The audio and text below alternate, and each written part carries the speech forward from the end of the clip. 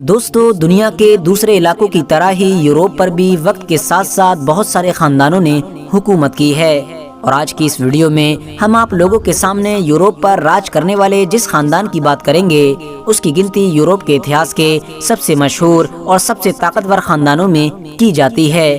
کیونکہ انہوں نے نہ صرف یورپ پر کئی صدیوں تک راج کیا تھا بلکہ ان کے انڈر میں یورپ کا ایک بہت بڑا علاقہ آیا کرتا تھا۔ اور دلچسپ بات یہ ہے کہ اس خاندان کی حکومت بھی یورپ کے علاقے پر اسی دور میں ہی ہوا کرتی تھی کہ جس دور میں مسلمانوں کی قائم کی ہوئی سلطنت یعنی سلطنت عثمانیہ اپنی بلندی پر پہنچ چکی تھی۔ یہی وجہ تھی کہ ان دونوں سلطنت کو آپس میں ایک دوسرے کا سب سے بڑا دشمن بھی مانا جاتا تھا، اور کٹر دشمنی کی وجہ سے ہی اتہاس میں کئی بار ان دونوں سلطنتوں کا آمنا سامنا جنگ کے میدان میں بھی ہوا تھا۔ اس اتہاسک خاندان کو ہیبسبرگ اور ان کی سلطنت کو ہیبسبرگ ایمپائر کے نام سے جانا جاتا تھا۔ مگر دوستو، حیرانی کی بات یہ ہے کہ حد سے زیادہ مال و دولت اور طاقت ہونے کے باوجود بھی ان کا پورا خاندان 17ویں صدی میں بڑی دردناک طریقے سے ختم ہو گیا تھا۔ نہ صرف خاندان بلکہ خاندان کے ساتھ ساتھ ان کی سلطنت کا نام و نشان بھی مٹ گیا تھا۔ بری طرح سے اس لیے کیونکہ دوستو، عام طور پر یہ دیکھا جاتا ہے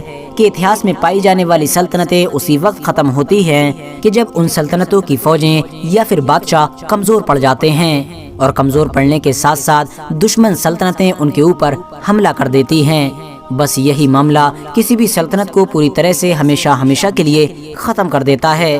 مگر اس سلطنت اور خاندان کے ساتھ دوسرا معاملہ تھا۔ اس سلطنت پر اور خاندان پر نہ تو کسی نے حملہ کیا تھا اور نہ ہی ان کی فوجیں کمزور ہوئی تھیں، بلکہ ان کا خاندان تو ایک خطرناک بیماری کا شکار ہوا تھا۔ ایک ایسی بیماری کہ جس کی وجہ سے خاندان کے ہر چھوٹے بڑے انسان کی نہ صرف شکلیں بگڑ گئی تھیں بلکہ ہر انسان کا دماغ بھی پوری طرح سے خراب ہونے لگا تھا۔ بچے نہ پیدا ہونے کی وجہ سے نسلیں تو آگے نہ ہی بڑھ سکیں، ساتھ ہی ساتھ جو دنیا میں موجود تھے وہ بھی بہت ہی کم عمر میں ختم ہونا شروع ہو گئے تھے۔ مگر دوستو، ان تمام باتوں کے علاوہ جو سب سے زیادہ چونکانے والی چیز ہے وہ یہ ہے کہ یورپ کے لوگوں نے اس دور میں اس خاندان پر آنے والی اس خطرناک بیماری کا ذمہ دار صرف اور صرف سلطنت عثمانیہ کو ٹھہرایا تھا۔ یورپین لوگوں کا ماننا تھا کہ کیونکہ ہیبسبرگ ایمپائر سلطنت عثمانیہ کا سب سے بڑا دشمن ہے، اسی لیے سلطنت عثمانیہ کے بادشاہ نے یورپ کی دوسری چھوٹی سلطنتوں کے ساتھ مل کر اس بڑے خاندان پر کالا جادو کرایا ہے، اور اسی کالے جادو کی وجہ سے ہی یہ پورا کا پورا خاندان برباد ہو گیا ہے۔ تو دوستو، آج کی اس ویڈیو میں ہم ایتہاسک طور پر سلطنت عثمانیہ پر لگنے والے اسی الزام کی ریئلٹی کو جاننے کی کوشش کریں گے، اور آپ کو بتائیں گے کہ کیا سچ میں سلطنت عثمانیہ نے اس طاقتور خاندان پر کوئی کالا جادو کرایا تھا یا پھر یہ صرف اور صرف ایک افواہ ہے۔ سب سے پہلے تو میں آپ لوگوں کو یہ بتاتا چلوں کہ اس طاقتور اور مشہور خاندان کی کہانی شروع ہوتی ہے 11ویں صدی سے، کہ جب ریڈ بورڈ نام کا ایک چھوٹا سا نواب سوئٹزرلینڈ کے ایک قصبے میں رہا کرتا تھا۔ اس نواب نے اپنے گھر والوں کے لیے ایک محل بنوایا تھا جس کا نام ہیبسبرگ رکھا تھا، اور آگے چل کر اس نواب کا پورا خاندان اپنے محل کے نام یعنی ہیبسبرگ سے ہی مشہور ہو گیا تھا، اور پورا یورپ ان کو ہیبسبرگ کے نام سے ہی جاننے لگا تھا۔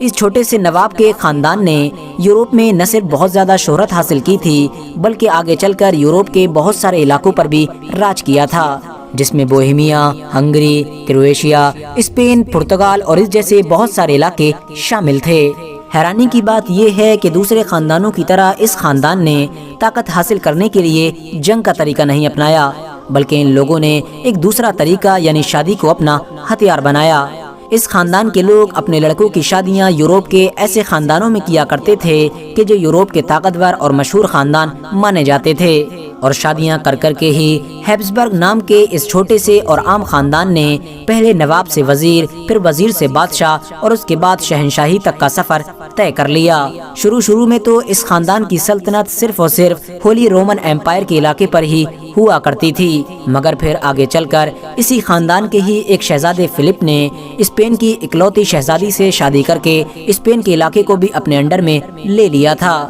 اور اس طرح سے اب اس خاندان کا یورپ کے ایک بڑے علاقے پر راج ہو گیا تھا۔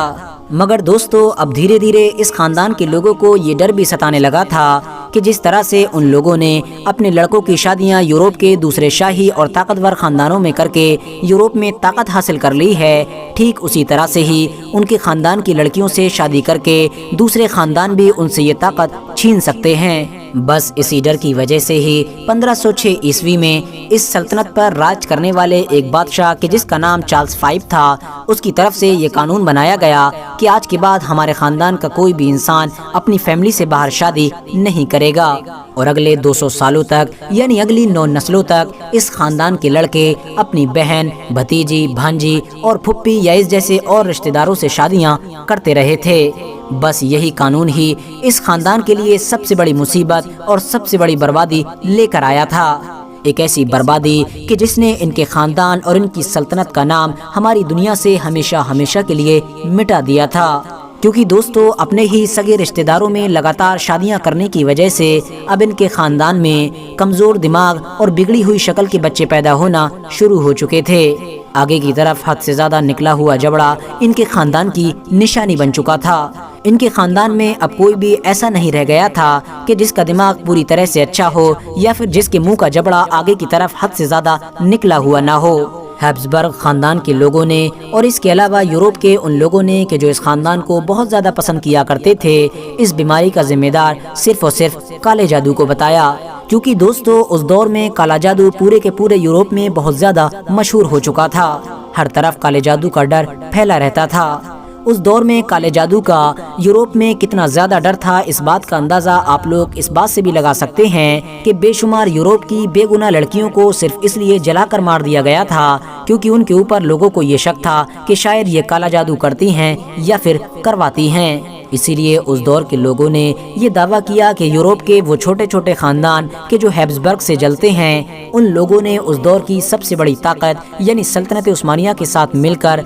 हमारे पसंदीदा खानदान हैब्सबर्ग पर काला जादू करवाया है। और इसी वजह से अब हैब्सबर्ग खानदान पूरी तरह से बर्बाद हो रहा है। इस बीमारी को खत्म करने के लिए यूरोप में काला जादू उतारने वाले बहुत सारे एक्सपर्ट्स को भी बुलाया गया था, लेकिन बार बार झाड़ फूक करने के बावजूद भी नतीजा सिर्फ और सिर्फ 0 निकला था। क्योंकि दोस्तों हद से ज्यादा आपसी शादियां करने की वजह से इनके पैदा होने वाले बच्चों में बेशुमार जेनेटिक बीमारियां हुआ करती थीं, जिसकी वजह से सिर्फ 10% बच्चे ही जिंदा रह पाते थे। और इस तरह से अब ये खानदान कुछ वक्त के अंदर ही हमारी दुनिया से लगभग खत्म हो चुका था। यहाँ तक कि चार्ल्स II नाम का एक इंसान इस खानदान का आखिरी इंसान था जिसने सिर्फ और सिर्फ 4 साल की उम्र में स्पेन की हुकूमत संभाली थी। हैब्सबर्ग खानदान के एक वारिस होने के नाते इस बादशाह की शक्ल भी पूरी तरह से बिगड़ी हुई थी। इसका जबड़ा इतना ज्यादा बाहर था कि इसका मुंह भी बंद नहीं हो पाता था, जिसकी वजह से इसकी बीवियां कि जिन्होंने इससे शादी की थी वो भी कभी कभी इसको देखकर घबरा जाती थीं। इसकी ज़बान इतनी ज़्यादा लंबी और मोटी थी कि जिसके सबब ये बोल भी नहीं सकता था। दिमाग बच्चों जैसा था और पैर भी पूरी तरह से काम नहीं किया करते थे। बेशुमार शादियां करने के बावजूद भी हैब्सबर्ग खानदान का ये आखिरी इंसान अपने खानदान या अपनी सल्तनत का अगला वारिस पैदा नहीं कर सका था और इसका खानदान और इसकी सल्तनत इसके साथ ही हमेशा हमेशा के लिए ख़त्म हो गई थी। दोस्तों यूरोप के बहुत सारे लोग एक लंबे वक्त तक इस खानदान की बर्बादी और तबाही का जिम्मेदार उस काले जादू को बताते रहे थे कि जो काला जादू उनके मुताबिक यूरोप की दूसरी छोटी छोटी सल्तनतों या फिर सल्तनत उस्मानिया की तरफ से करवाया गया था। मगर बाद में साइंटिफिक तौर पर यह बात क्लियर हो गई थी कि इस खानदान को तबाह बर्बाद करने वाला कोई काला जादू नहीं बल्कि वो रास्ता था कि जो रास्ता इस खानदान के लोगों ने अपनी सल्तनत को बचाए रखने के लिए अपनाया था। यानी इन लोगों ने अपनी बहन, भतीजी और भांजियों और इस जैसे सगे रिश्तेदारों से जो शादियां करना शुरू की थीं, वही इनकी बर्बादी की सबसे बड़ी वजह बनी थीं। वरना तो यूरोप की किसी भी छोटी सल्तनत या सल्तनत उस्मानिया ने इनके ऊपर कोई भी काला जादू या इस जैसा काम नहीं करवाया था। फिलहाल आज की अपनी वीडियो को हम यहीं पर ख़त्म करते हैं। वीडियो पसंद आने पर न सिर्फ वीडियो को लाइक करें बल्कि अपने फ्रेंड्स के साथ भी ज़रूर शेयर करें और इसी तरह की नॉलेजेबल और हिस्टोरिकल वीडियोस हमेशा देखने के लिए हमारे इस चैनल को सब्सक्राइब करके साथ ही में बेल आइकन को भी प्रेस कर दें।